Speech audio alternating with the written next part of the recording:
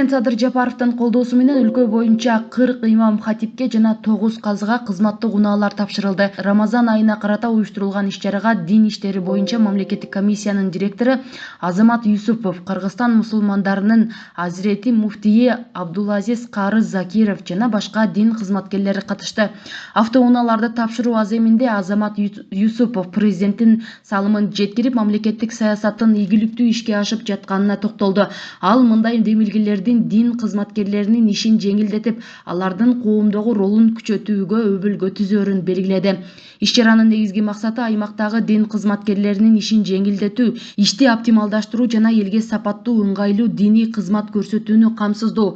Кызматтык унаалар аймактагы дин кызматкерлеринин жумушун, милдеттерин ыкчам жана натыйжалуу аткаруусуна шарт түзөт.